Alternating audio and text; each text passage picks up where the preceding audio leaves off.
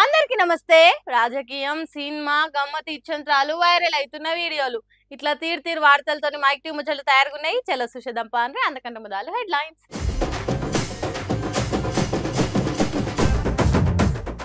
మొన్నటిదాకా తెలుగు తల్లి, ఇప్పటి నుంచి తెలంగాణ తల్లి.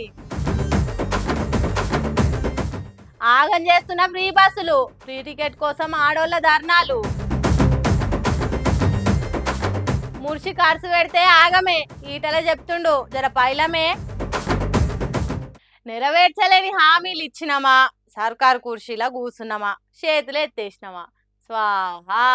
చెప్పిన మాటలన్నీ గంగార్పణం. అగో అచ్చం మన సర్కారు చేస్తున్న పని కూడా గట్లనే ఉంది. మరి లేకుంటే ఏంది? ఈడ ఇల్లుగాలి ఒకటి ఏడుస్తుంటే సుట్టకు నిప్పు లేదని ఇంకొకటి ఏడ్చిండట. ఈడికే సర్కార్ మారింది కదా, మా బతుకులు మారితే ఇచ్చిన హామీలు తీర్స్తే ఇంతో కొంత మేలు అవుతుందని పిట్టెకు పెట్టుకొని ఎదురు చూసినట్టు మన రాష్ట్ర పబ్లిక్ అంతే ఎదురు చూస్తుంటే అవి పక్కకు పెట్టి పనికిరాని మార్పులు చేర్పులు చేస్తుంది సర్కారు. ఈడికే టీఎస్గా ఉన్న పేరును తీసేసి టీజీ లెక్క మార్చిండు. దానికి కొన్ని కోట్లు ఖర్చు అయినాయా? అటెన్గా మన తెలంగాణ తల్లి విగ్రహం రూపురేఖలు మార్చి జీవో తీసుకొచ్చింది.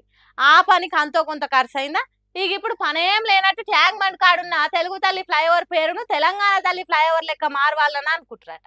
మళ్ళా దీనికి ఎన్ని కోట్లు ఖర్చు అంటారు. ఇచ్చిన 6 గ్యారంటీలు గాళ్ళనేవాయే. నిరుద్యోగులు, సర్కారు ఉద్యోగులు, యువత, ఆడోళ్ళు ఎంతో మంది ఎదురు చూస్తున్నారు. నన్ను ఘోషణ నా తన రూపాయి రాదన్న ముఖ్యమంత్రికి ఇవన్నీ మార్పులు చేసేందుకు ఏడికెళ్ళి వస్తున్నాయో ఆయనకి సర్కార్కే తెలవాలి. ఇక ఏం చేస్తాం, ఇది మన కర్మ అని నెత్తికొట్టుకుంటారు పబ్లిక్ అంతా. ఉపాయం ఉన్నోడు ఉపాసం బండడు అంటారు కదా, అట్లనే గీళ్ళు కూడా విమానం లేట్ అయిందని నారాజు కాకుండా వాళ్ళు ఎంజాయ్ చేసి మందిని కూడా ఎంటర్టైన్ చేసిర్రు. యై పంకిడా ఓ పంకిడా అనుకుంటా ఓగల ఆటల ఓగలు కాలు కలుపుకుంటా చుట్టూ తిరుగుకుంటా ఏమన్నా ఎంజాయ్ చేస్తారా? గోవా నుంచి సూరత్ పోయే విమానము జనం తాల్చమైందట. ఇక అంతసేపు ఊకే ఫోన్లలోనే మూతి పెట్టి టైంపాస్ చేసుడు కంటే స్పీకర్ల పాటలు పెట్టుమని ఎయిర్పోర్ట్ సిబ్బందిని అడిగి ఇట్లా గర్భా డ్యాన్స్ వేసుకుంటా వాళ్ళు ఎంజాయ్ చేసుడే కాదు, చుట్టూన్నోళ్ళు కూడా సంబరపడేటట్టు చేసిరు ఈ గుజరాతీ ప్రయాణికులు.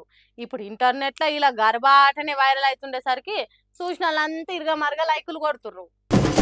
ముందు ముడిచినమ్మ పండుగ కదన్నట్టు సర్పంచ్, ఎంపీటీసీ, జెడ్పీటీసీ ఎన్నికలలో తొందరపడితే తొవ్వ సాపు కాదంటున్నాడు మన BJP MP Etela Rajender sir.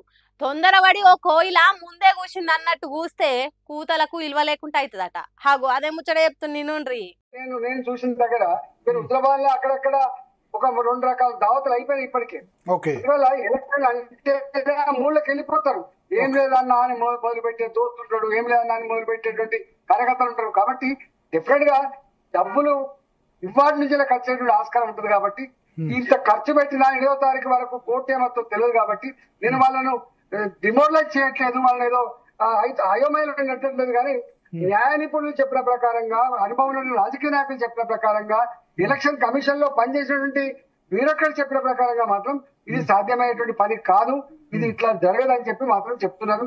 ఇన్నరా ఏమంటుండో, బీసీలకు 42% రిజర్వేషన్లు పెట్టి ఎన్నికలు పెడతామని సర్కార్ అంటున్నది కానీ అది సాధ్యమయ్యే పని కాదంటున్నాడు.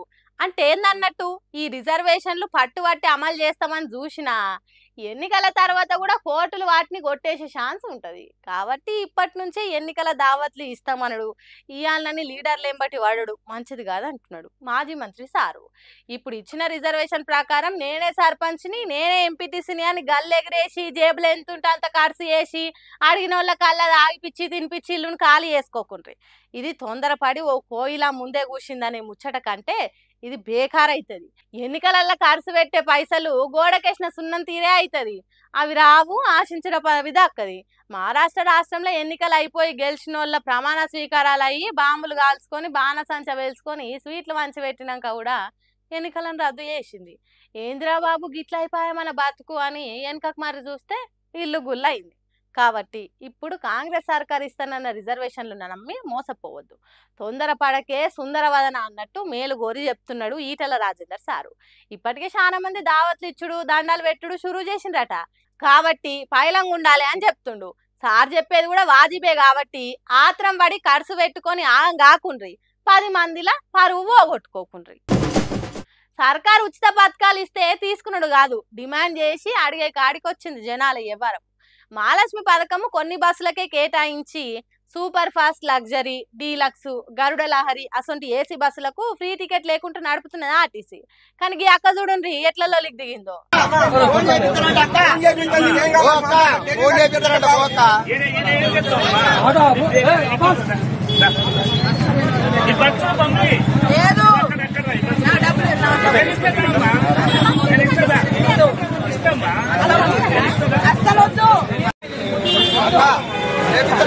చూసిండ్రా ఎట్లున్నా కథ.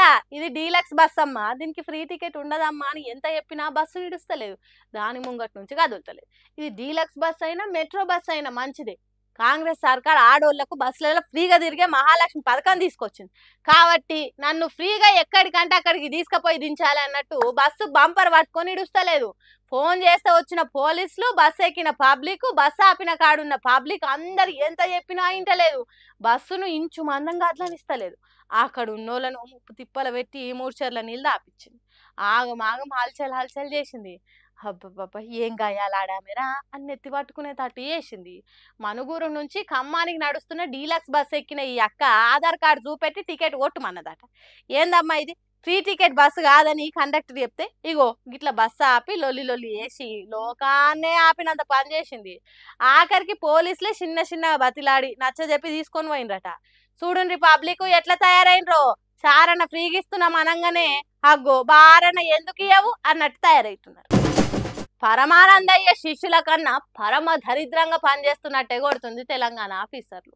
మరి లేకుంటే ఏంది, ఎవరికి ఎక్కడ ఏ సీట్ ఇవ్వాలి, ఏ రిజర్వేషన్ ఏ వర్గానికి ఇవ్వాలి అనేది తెలియకుంటే వాళ్ళు ఎట్లా ఆఫీసర్లు అయినరు, ఎందుకు వాళ్ళు డ్యూటీలు చేస్తున్నారు? బీసీలకు ఒక్క ఓటు లేని కాడ బీసీ సామాజిక వర్గానికి సర్పంచ్, ఎంపీటీసీ సీట్లు కేటాయించి అందరినీ గందరగోళంలో దించారు.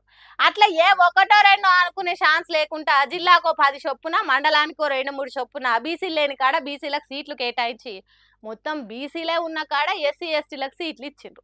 అందుకే అంత గందరగోళం గాయ అవుతున్నది. తలకాయ తమ్ముడే గాని మొండెం బామ్మర్ది అన్నట్టు చేసిండ్రు. మరి వాళ్ళకు కళ్ళు కనిపిస్తలేవా, కనిపించినా కావాలని గిట్లా చేసిండ్రా అనేది మనకు తెలియదు. కానీ ఊర్ల పొంటి జనాలకు పిచ్చి లేపుతున్నారు. మొత్తం తండ ఉన్న కాడ బీసీలకు సీట్లు ఇచ్చిండ్రు, మొత్తం బీసీలో ఉన్న కాడ కడమోళ్ళకి ఇచ్చిండ్రు.